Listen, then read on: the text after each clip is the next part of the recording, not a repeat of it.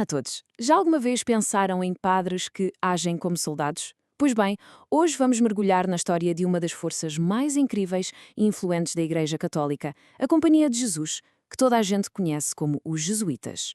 E eles não eram padres comuns de todo. Eram conhecidos como os soldados de Cristo e funcionavam com uma disciplina e um foco que, de facto, mudaram o mundo. E isto leva-nos a uma pergunta que parece quase um enigma, não é? Como é que um ex-soldado consegue criar um exército que, em vez de espadas, luta com escolas e mapas? Parece estranho, mas é mesmo essa a história. Exércitos normalmente usam armas, mas este usava o conhecimento como a sua arma mais poderosa. Vamos lá descobrir como isto aconteceu. Bem, para entendermos quem eram os jesuítas, temos de fazer uma pequena viagem no tempo, até à altura em que eles surgiram. E eles não apareceram num tempo de paz e tranquilidade, muito pelo contrário. Eles nasceram no meio de uma das maiores crises de fé que a Igreja Católica já tinha enfrentado. Vamos situar-nos. Estamos no século XVI e a Europa está a arder com a Reforma Protestante. De repente, figuras como Martim Lutero começam a desafiar a autoridade do Papa e a Igreja Católica vê-se a perder milhares e milhares de fiéis.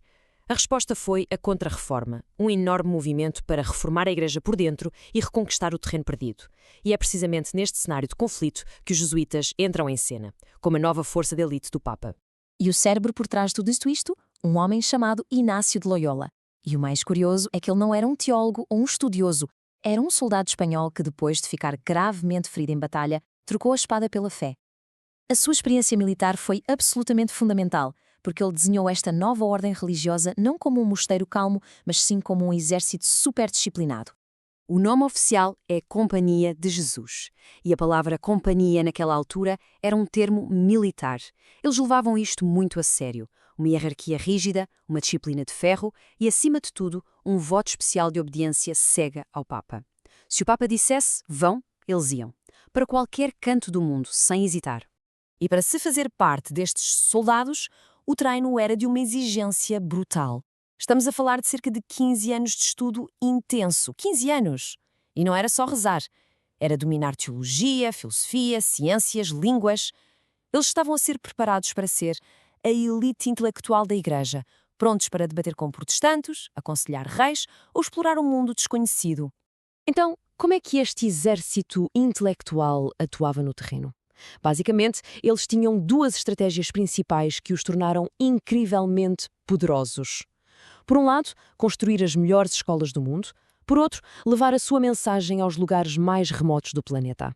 A sua grande arma secreta foi a educação. Eles criaram uma coisa chamada Ratio Studiorum, que foi, no fundo, o primeiro currículo escolar global e padronizado da história.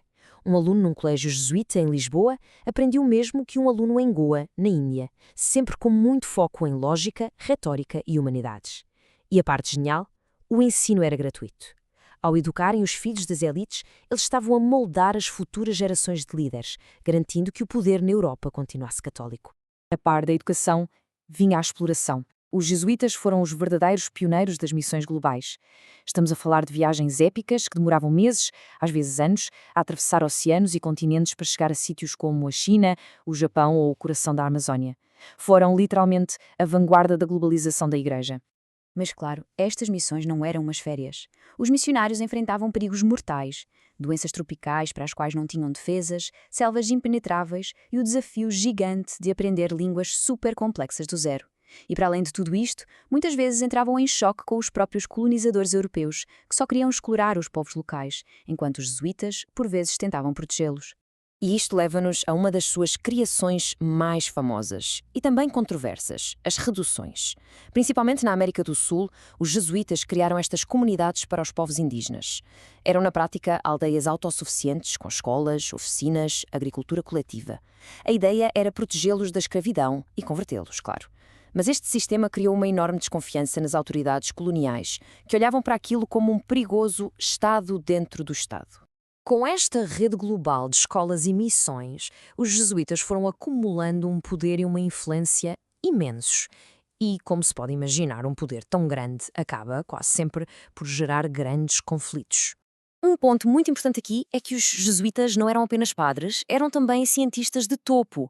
Eles construíram observatórios astronómicos desde a China até à Europa, criaram os mapas mais precisos da sua época e catalogaram milhares de espécies de plantas nunca antes vistas. Para eles, estudar a criação de Deus era uma forma de o louvar.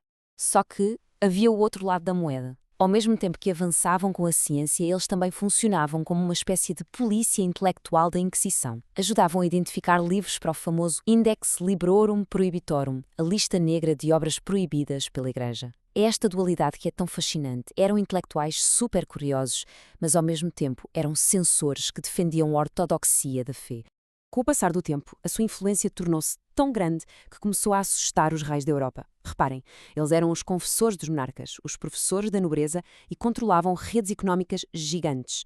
Mas a sua lealdade final era sempre para com o Papa, em Roma, e não para com o rei do país onde estavam. Isto fez com que começassem a ser vistos como uma força estrangeira, quase como uma rede de espiões do Papa a operar dentro de cada reino. E a reação dos reis foi implacável. A partir de meados do século XVIII, as monarquias europeias viraram-se contra eles. Portugal foi o primeiro a expulsá-los em 1759. Logo a seguir veio a França, depois a Espanha.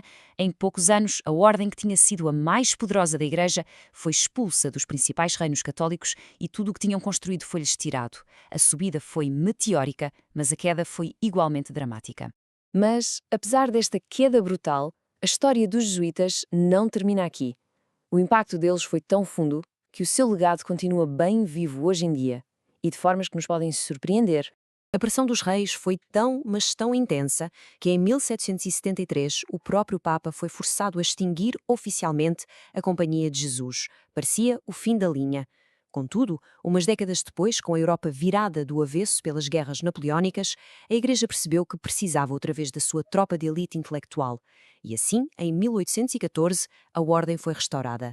E qual é a marca deles hoje? Bem, é gigante. Muitas das universidades mais prestigiadas do mundo foram fundadas por jesuítas. A arquitetura de muitas cidades é dominada pelas suas igrejas barrocas imponentes. Eles continuam a fazer investigação científica de ponta e, talvez o mais interessante, o foco deles hoje em dia está muito virado para a justiça social e para os direitos humanos, uma espécie de evolução da sua missão original.